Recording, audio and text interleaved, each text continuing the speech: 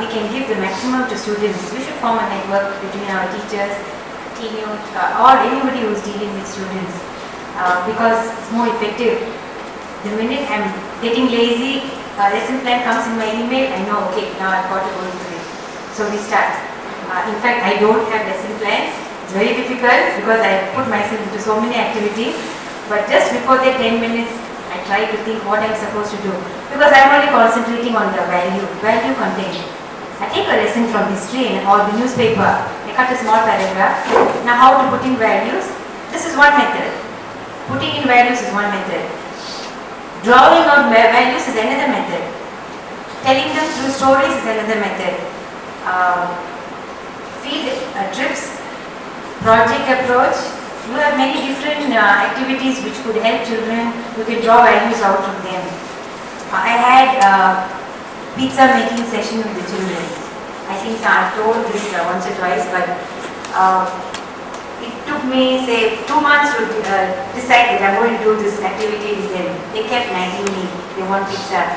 So I told them, okay, I will make it for you, and they got the ingredients. I told them to get the ingredients. It was all free from the school. They brought it. We went to the room, and I was amazed because they did everything. They knew what to do. They just wanted to be together with an activity. So they did. Some of them cut vegetables, this, that, and pizza was made. And I told them, okay, now the pizza is here. They start eating. Because they asked me for 2 months. But I was amazed. They just took, the bits after you cut small bits. They ate that and they said, now we're going to go and give to everyone. They didn't eat the pizzas. So it was not a lesson for them, it was a lesson for me. They said they want to go and share it everyone. So that was the kind of lesson I learned from the students during the project activity. Students also go through their own integration during their time, you don't realize it. The best is field trip and project approach. Because you need to do something, they learn the skill with you, they know when to balance, they get the knowledge from the balance, and they are able to apply it later. Because I don't remember learning cooking in a cooking class. Mom used to shout. Sometimes she used to say that you cook, and I did. But we were always in the kitchen cooking. So I just thought, how did I cook? It was just involvement in cooking. So you don't need to learn cooking later on. Children can start learning now. So many things they learn through us as Balvikas teachers or gurus. I know it's very difficult to get the parents, to get the children, and then go for a trip. But if we could do it, we can bring the fly and everything, and at least show them how to put it in and when, and just talk about it also, even if you can't make it. So children get to know about it. Now history, learning from history. Like I said, let the children come out. At the same time, we also can guide them. We are only facilitators. We don't have all the answers. This is people from around the world. These are all Sister Lorraine's, Dr. Jungsai's collection. They gave it to me very generously, and I've added in a bit here and there. You can ask them, what is so different about them? Each one. You can also ask them what is so similar about them, because children are only looking at the differences now. They're not looking at the similarities. That is what we need to focus now. What is that is similar? I'll show you the small page where you can put this into action. Nature. Like I said, you were saying during the meditation, someone felt like the waves coming, wind, rain and things like that. You see, at the end of the day, we connect spirituality with nature. So children have to go to nature. They have to go back. We have seen more of nature than our children. I remember drawing mountains and birds, but children nowadays draw big cars and the tree is somewhere behind. Sometimes the tree may be there, sometimes it's not there. That's what we're perceiving now. Very technological. And then at the end of the day, we see our children, they want to be computer, this, that. It's no point, because our world is changing very fast and they're seeing less of nature now. For them to get visit them is very difficult. It's because they're getting far from nature. Trees, you could do this one. This is integration, where you have tree at the center and then you have the subjects around the tree. You have physics, chemistry, botany, zoology, science, maths, anything. Whatever you're doing, you could just integrate around the theme. If tree is not the theme, nature. Anything you want. English, any object, my family, myself, the child integrates. You can put in the mind mapping and the child then adds. You ask them, the child will actually come out with answers.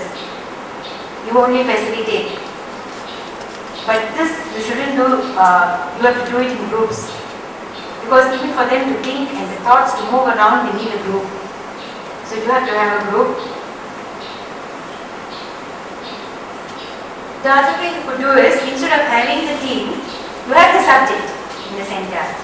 Biology, English, and you have the activities around them. Poems, this, that, everything comes around. Arts, music. So you have the activity there. Now our world, this is something that we need to look into. We are so caught up with our own countries. We only know about other countries through the newspaper. Let children see everything as one.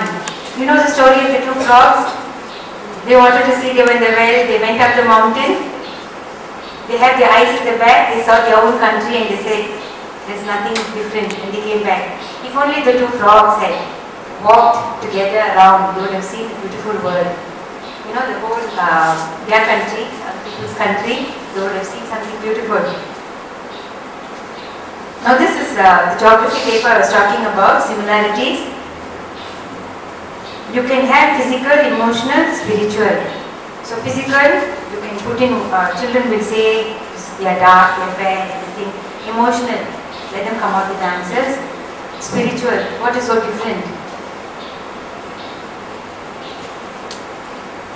You have the differences, because we need to see diversity and unity.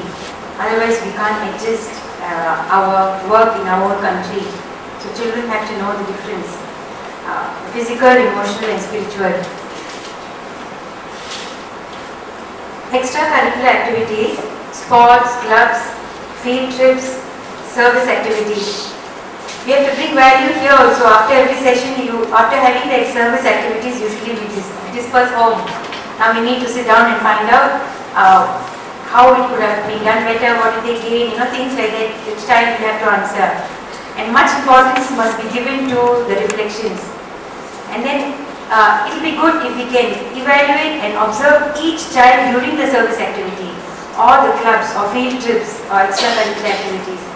Because we look at their behavior, we can see over a period of time whether there's change in the behavior. If we have a small book with us, it will be effective. This is our school. All the concepts are there: objectives, activities, content, teaching material, evaluation. This is a Sathya Sai school in Thailand, but this could be the Bal Vikas group in the center itself, and the different groups in the same center. And then you can mind map again the whole of Malaysia. So you are always trying to think from a small unit to a big unit. And children must be shown, they must be shown of the activities, not only from their center, from their home, but also in society and the world. So they go into 3 units, from the micro to the macro. They are always thinking from small to big. So we need to bring the 3 groups there. This is the same mind mapping that I showed. Now English, what I did was, schools you normally have lesson plans. Now this is how it is done in Thailand. They have their methodology, lesson plan, evaluation, like you have in the classrooms. I've only taken the concept and the value content as Bal Vikas teachers or teachers in schools. Now we need to add the value content in the lesson. So you see this languages, English and Thai, they took the topic middle path. It is essential that we have balance in our lives. Excess in anything can lead to problems. Lord Buddha realized through his own life and practice that extremes do not lead to peace and happiness. He taught to follow the middle path. Everything has a cause and effect. To find balance in our daily lives, to realize how important it is to put a ceiling on our desires and control our emotions, developing analytical thinking, developing unity and cooperation by working together. So from one English lesson, they got these values, they discuss the values, the children also come out with their own values. This is just